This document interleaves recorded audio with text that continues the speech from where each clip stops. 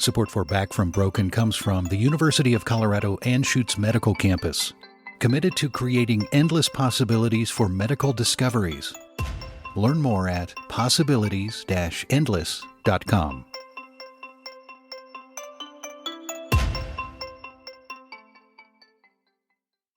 Hey, it's Vic with a quick note. This episode contains strong language and discussion of suicide. Please be advised. In 3, 2, 1. Carnie Wilson was born into the spotlight. She's the daughter of music legend Brian Wilson, co-founder of the Beach Boys and one of the greatest songwriters of all time. Brian Wilson blew minds in the music industry with the epic Beach Boys album, Pet Sounds. Wouldn't it be nice if we were older, then we wouldn't have to wait so long? And just like her father, Carnie Wilson would become famous in her own right, along with the pop music trio Wilson Phillips. And in 1990, you couldn't go anywhere without hearing this song. Make you wanna turn around and say goodbye. Until then, baby, are you gonna let him hold you down and make you cry? Don't you know, things will change, things will go your way if you hold on. Now, you might think that growing up in a house with one of the most innovative musical minds of the 20th century would be a dream. But fame and fortune has its dark side. Addiction runs in my family. Alcoholism in particular runs on the Wilson side of my father's. He dabbled with heroin, sniffing it. I don't think he ever shot it up, but he was definitely drinking alcohol, cocaine, pills, and LSD. How much of that played a role in your own struggles? Well, I mean, it was very, the household was just so unpredictable, As a child, Carnie faced her father's drug addiction and his destructive mental health challenges. And as an adult, she'd have to grapple with things like fame, her weight, and a vicious cycle of coping that led her down a dark road of addiction and disaster.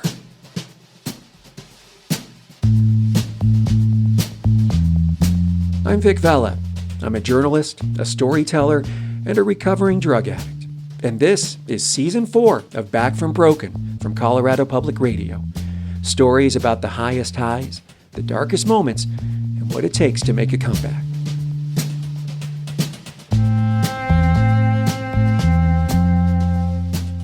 It was the late 1970s, and Carnie was a kid growing up in the Hollywood Hills of California. She attended private schools with children from other famous families, and like her father, she was musically gifted and found her comfort in theater and performance. But Carnie was also dealing with a lot of trauma at home. I grew up with just really crazy, erratic, really fucked up behavior. My mom was married at 16 and had me at 20.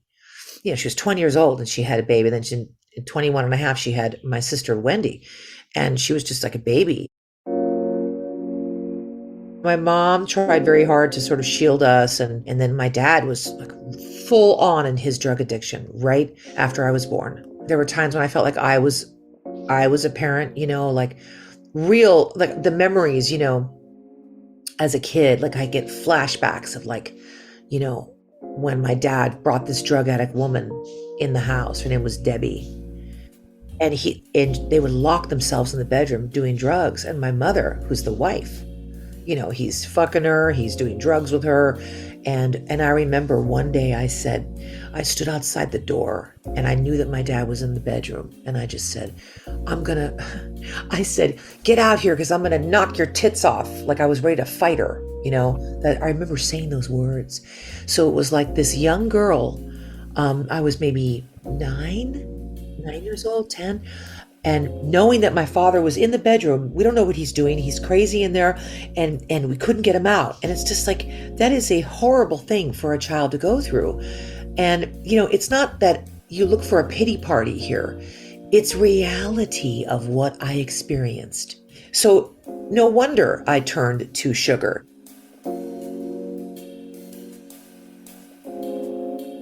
The final straw was my father, when I was I think it was 11, I remember going in the the maid's room.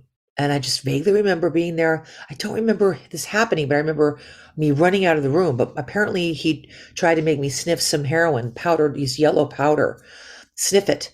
And I ran up to mom and I said, Mommy, Daddy's wants me to sniff this yellow powder in my nose. And I was 11 years old. And that next day she said, that's it, I'm done. And she filed for divorce, and that was it, because, her kids weren't safe anymore. And, so that was that. My dad was an alcoholic. I remember he would give anyone the shirt off his back, the hardest working man. He loves his family. But when he got those beers in him and he was watching football and he's cursing at the TV when the Broncos are losing and acting like a total asshole, it was traumatic, but I didn't think for any second that he didn't love me or anything like that. It's just that he was in so much pain, and that illness, that disease is so much stronger, and it turns people into Jekyll and Hyde. It's true. That incident with her father destroyed what was left of her parents' marriage, and Carney coped with the pain with sugar. I was very overweight and always teased, and there was a lot of sadness there. It was really rough. But when I got into junior high and high school, because my class was like, everybody was together all those years. It was all these kids of actors and singers, their kids. And so everybody kind of understood sort of the rhythm of a family in the entertainment industry. Carney would find other ways to self-medicate as a teenager in the early 1980s, including smoking weed. But she also found a positive outlet in music. It's brought me joy since I'm a little girl. And I used to sing harmony my mom taught me how to sing harmony with Wendy, driving down Sunset Boulevard in her convertible Mercedes, and listen to like Heart and Bob Seger, and she would teach me how to sing harmony. And it was like, I found this like, it was something that I like felt in my blood, in my system, in my cells, like in my body. I'd have like a physical, like a visceral reaction to harmony and music. And I didn't know what that was. I just knew that I was obsessed with music. And then I was obsessed with harmony, and I used to go to school and get everybody gathered around the picnic bench, and like during free period and lunch period, we would sing like harmony, Peaceful Easy Feeling by the Eagles. And I would like tell everybody, okay, you sing this part and you sing this part, and here's the low and here's the middle and here's the high. And I found like my place, that was what I was gravitating towards. And that is how Wilson Phillips formed, just after I graduated high school. I was 18, and I was sitting on the floor, smoking bong loads, of course. I bought Abacab by Genesis. I bought Wild Heart by Stevie Nicks, and I bought Heart's Greatest Hits and Doobie Brothers and all my favorite Steely Dan, and Fleetwood Mac. And we just started harmonizing, my sister and I. And then China came over one day, and it was very innocent, but I just said, hey, why don't we sing harmony? And China's like, what's that? And had no idea, and her, she comes from the Mamas and Papas family. So everybody had it. We all have it in our blood. And I just said, well, Wendy, why don't you sing the high part, and China, you sing the middle part, and I'll sing the low. And we started singing, and there was this incredible sound. And my mom came downstairs, and she said, what are you guys doing? And I said, we're harmonizing, and she goes, what is that sound? And I'm like, I don't know. We're just singing. And she goes, you guys got to do something with that. And they did. In 1989, Carney and Wendy Wilson, daughters of Brian Wilson of the Beach Boys, joined their childhood friend China Phillips, daughter of John and Michelle Phillips of the Mamas and the Papas, to form Wilson Phillips. China's mom told the girls to go see renowned record producer Richard Perry to help get their careers off the ground. We go over his house. He's rolling a joint, rolling a joint. He lived in Ronald Reagan's old house, up Doheny Drive. We go to this house, and we prepared. He's like, well, what are you going to sing for me? Because he told us to like have something prepared to sing for him, almost like an audition. This big Hollywood producer, but a friend of Michelle's, and China's mom, Michelle. And we were like, all right. And then we sang 5 words of a Stevie Nicks song called Wild Heart. And we sang 5 words, and it was 3-part harmony. And he's like, that's it? That's all you're going to sing? We said, yeah, do you like it? He's like, I fucking love it. It's like, this is unbelievable. Wilson Phillips became a sensation. Their music videos were all over VH1 and MTV, and their songs were everywhere. It was an era where the band would put out several hit singles, including a cover of Daniel from Elton John, who once tucked a young Carney Wilson into bed when he was visiting her father. Daniel, my brother, you are older than me. Do you Now, Carney was used to life in the entertainment industry with her famous dad, but this was a whole new ballgame for her. She was smoking a lot of weed to help cope with the spotlight. I became a stoner the last year of high school. I would say my senior year. It started to be a more regular use. And I remember I came to school high quite a bit, maybe like towards the end of maybe the second half of my senior year. When I graduated high school, I barely graduated.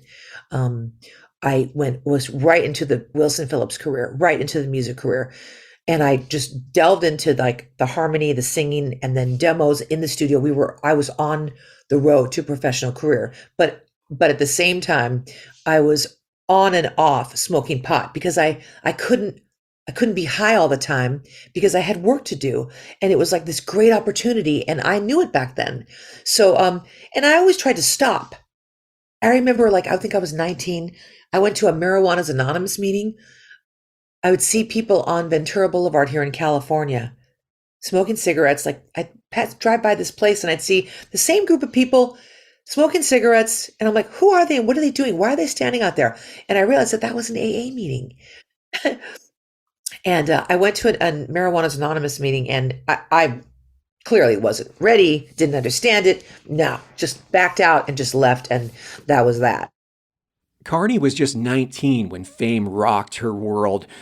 Wilson Phillips released their first single, Hold On, in February of 1990, and by the summer, it was the #1 single in the U.S. Why do you lock yourself up in these chains?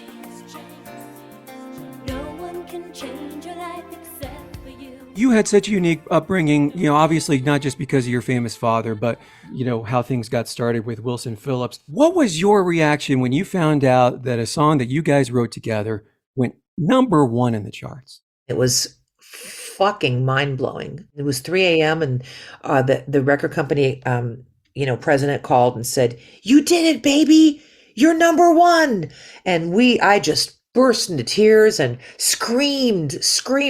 And Wendy was next door and she heard me screaming in the room. And she's like, what happened? And went in the hallway. And I'm like, #1, and I've got a picture of Wendy in the hallway. I had my camera with me and I captured a lot of these moments, I have them in my photo albums at home.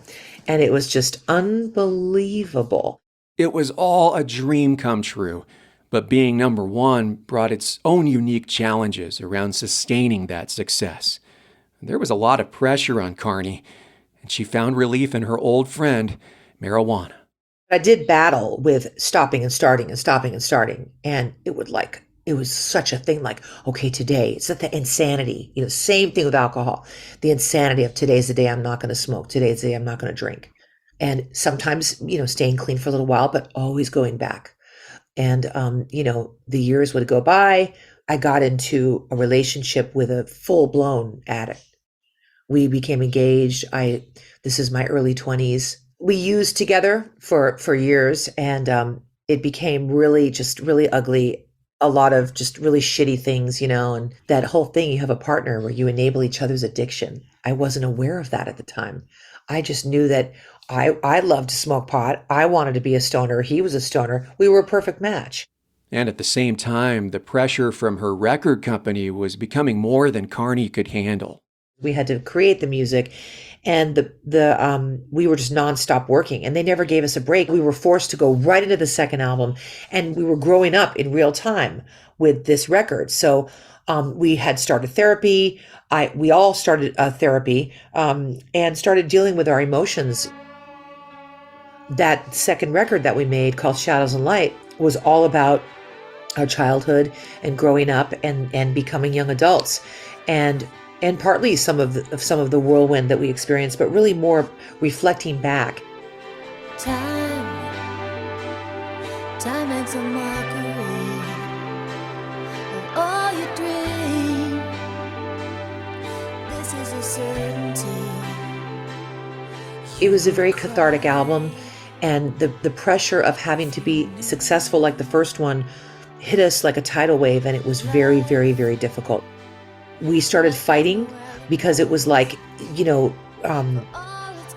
we should do this. No, we should do this. Our egos really came into play. When we go in the studio, I have to direct them and say, no, you're flat, sing it again.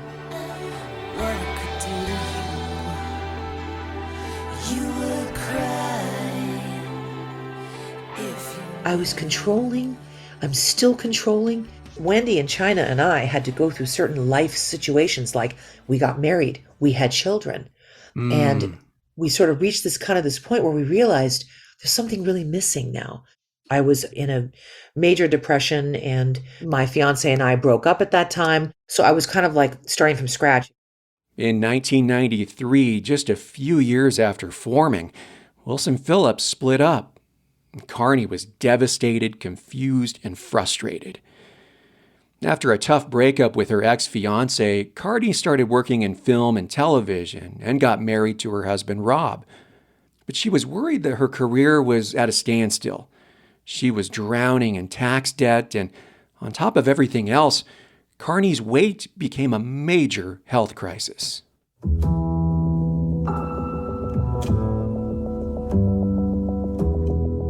I weighed about 310 pounds, and I'm like 5'3". So I was quite heavy. And I was doing some acting, I had a talk show that was already done. One day I woke up and I couldn't feel the right side of my face.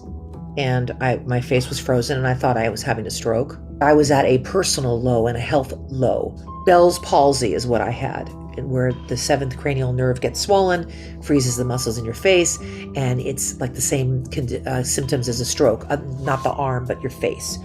Called the doctor, and he's like, you have Bell's palsy. Wow. And I had just acted in a NBC miniseries called The 60s, where I played Mama Earth, and I had to go to a red carpet event, and I had the Bell's palsy. And I've looked back at the pictures on the red carpet, and my face was really fucked up. I'm walking the red carpet like, smiling with half a face, frozen. But I really used that as a metaphor in the time of my life. My manager was involved with this company that had some celebrities come on and talk about their different illnesses. And he said to me, I know a doctor in San Diego that's really helped a lot of people with morbid obesity, and he wants to talk to you about having a gastric bypass surgery. And I had heard stomach stapling before, but I was not well. I was really physically not well. 31 years old, and I was. The doctor said to me, your liver is totally toxic. It's inflamed. Your blood work's not great. You're going to have diabetes within 1 year, and you're not going to see 40 years old if you don't lose weight. Scared the shit out of me, and I was like, this is my only option. And I thought, fuck it, I'm gonna go for it. Even though gastric bypass surgery was a relatively new procedure at the time, in 1999, Carney wanted to take that major step toward becoming a better, more healthy version of herself. After a quick break, we'll learn how Carney used her illness to help inspire a new generation of fans who struggled with obesity, and how she faced her own battles with addiction. Support for Back from Broken comes from Step Denver, a nonprofit giving men with nowhere else to turn the opportunity to overcome addiction through sobriety, work, accountability, and community. Learn more at stepdenver.org. Support for Back from Broken comes from SoberLink. Alcohol addiction comes with many challenges, but one of the most difficult hurdles is regaining the trust of those closest to you. Learn about a way to show proof of your commitment to sobriety at soberlink.com/BFB. Hey, it's Vic. I really appreciate you being a Back from Broken listener. It means a lot. Now, can you do me a favor? Can you take a moment to find Back from Broken on whatever podcast app you use, like Apple Podcasts or Spotify, and give us a like, a rating, and even a review? If you think what we're doing matters, If you think it's important to talk about recovery with compassion and hope, all you got to do to help spread the word is like, rate, or review this podcast. It really does help other people find Back from Broken. Thanks for listening, and thanks for supporting podcasts from Colorado Public Radio.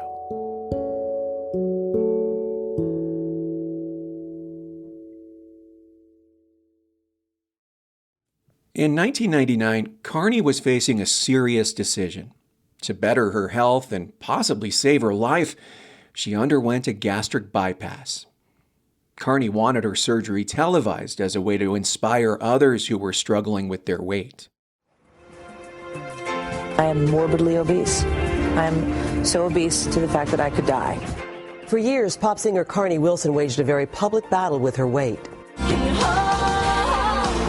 Starting from a young age, Wilson found that her addiction to food was more powerful than she was. I know that it will always be a battle. By the age of 31, I wound up really touching a lot of people, and it was actually that was frightening for me.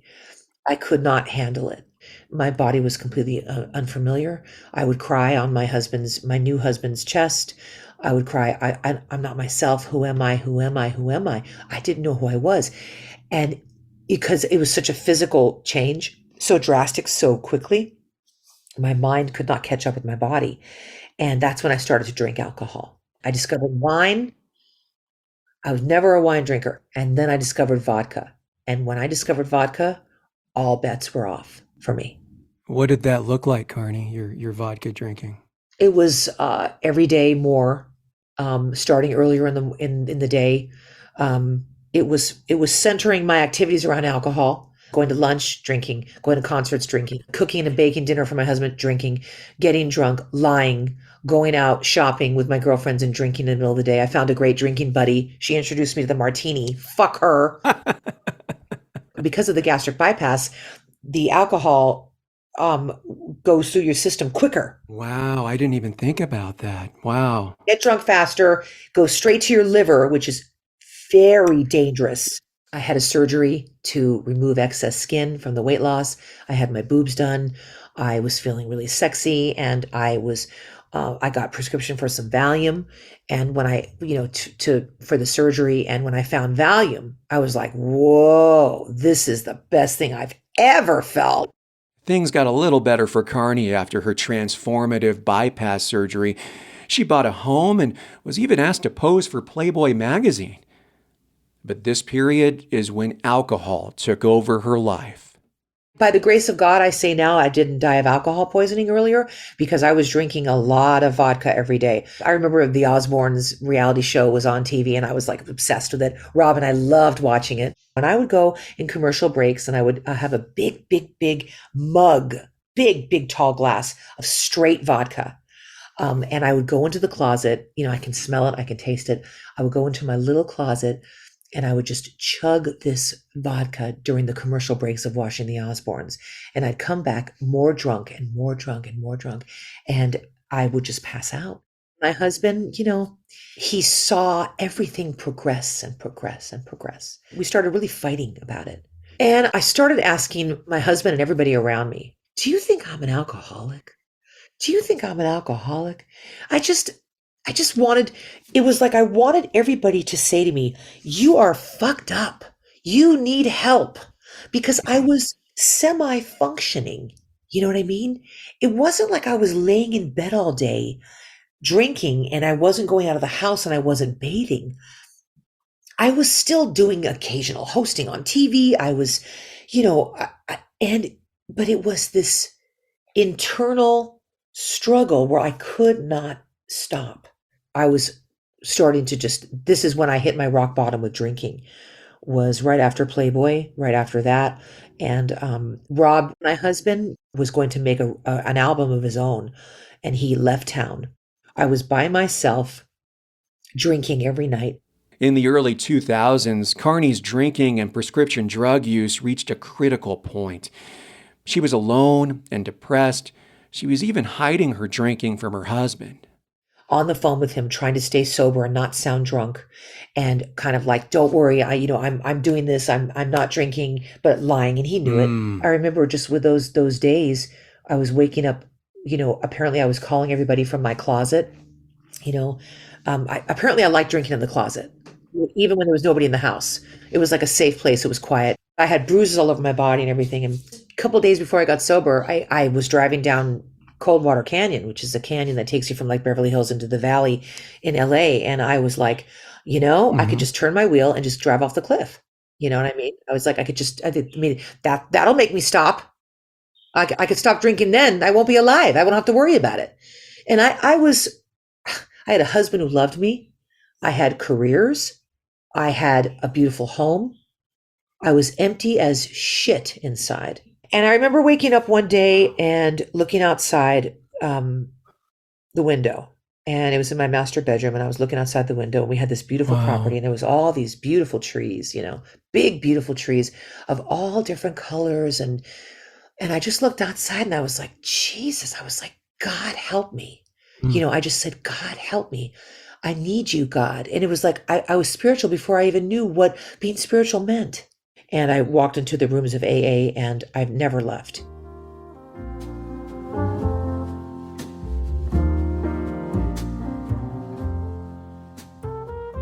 And this was 2004. And I admitted that I was an alcoholic and my life was unmanageable. Yeah. And then I worked the steps of Alcoholics Anonymous with a sponsor. And that's where my journey began in sobriety. Carney got to step one and faced her addiction head on. And today, her challenges have given her a new perspective on addiction and her traumatic childhood. I think if kids go through any kind of traumatic experience, it's in the cells of their body, and they carry it with them. And unless you have some kind of therapy, or you're working on, not reliving the events, but in a way, yes, because we stuff these things down inside of us, and we build these walls around us to stay tough, to survive. And let's face it, they're not usually healthy. It's like, what's the solution to it all? Get it all off your chest. If you're imbalanced chemically, maybe you take an antidepressant. Get therapy, exercise, proper sleep, proper nutrition. These things that are healthy, they're not my first go-to. It's not my first go-to to like treat my fear and my anxiety and traumas with healthy things. It's boring. I want to check out, a walk, a bath. Oh, whoa, what do you do? An AA meeting. But guess what? I've learned that those things work. The difference between the sugar addiction and that kind of stuff is that you got to live every day and you got to eat. Yeah. So you really have to make choices, because it's like, I can't just say, oh, I'm going to have a little bit of marijuana. Oh, I'm going to have a little bit of vodka. I'm going to have a little bit of wine.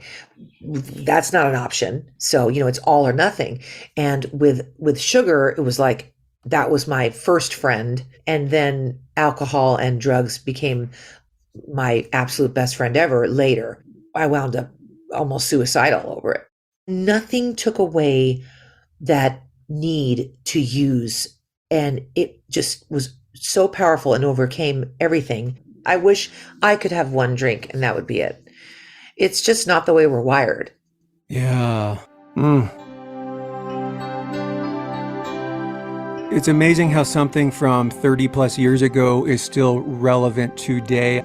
How many times have I tried to turn this love around? I was looking back on the lyrics of Release Me, which was one of the first songs, if not the first song that you all wrote together. I'm not going back to you anymore. Finally, my weakened heart is healing. Can you release me? Though very slow.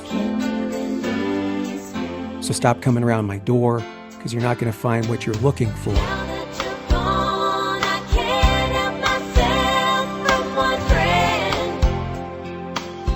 I view everything through the lens of recovery. And to me, that's something I would write like in a letter to cocaine or alcohol.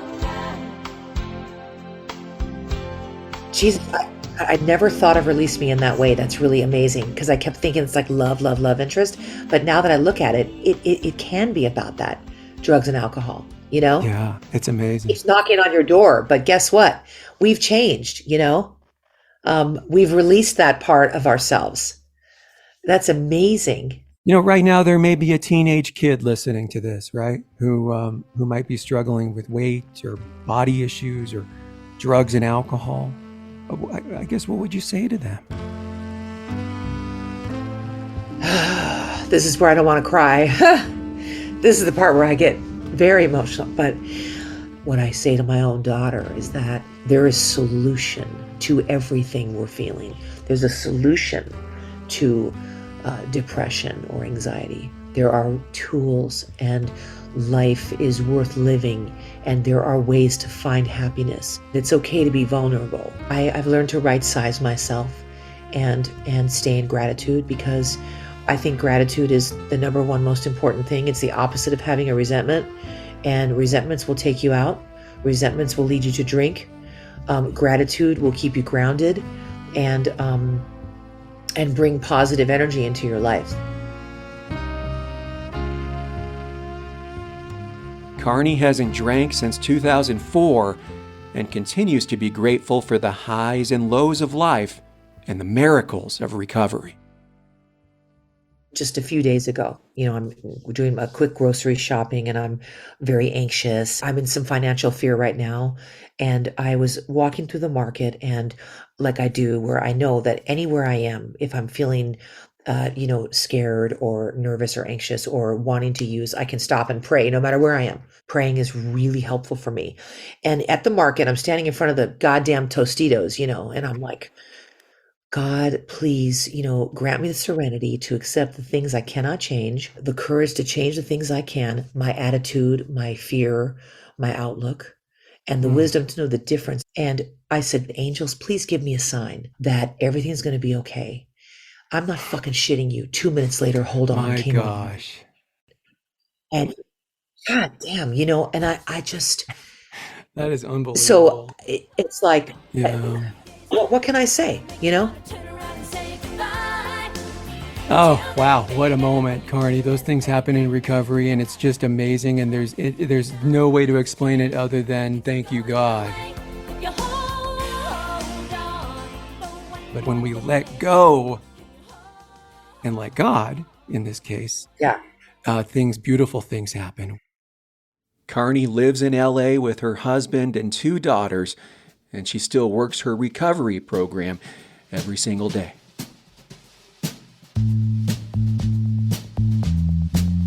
Back from Broken is a show about how we're all broken sometimes and how we need help from time to time. If you're struggling with alcoholism or mental health issues, you can find a list of resources at our website, backfrombroken.org. Thanks for listening to Back from Broken. Please review the show on Apple Podcasts. It helps other people find it. Back from Broken is hosted by me, Vic Vela. It's a production of Colorado Public Radio's Audio Innovation Studio and CPR News. Our lead producer for this episode was Kibwe Cooper. Find a list of all the folks who worked hard to make this episode in the show notes. This podcast is made possible by Colorado Public Radio members. Learn about supporting Back from Broken at CPR.org.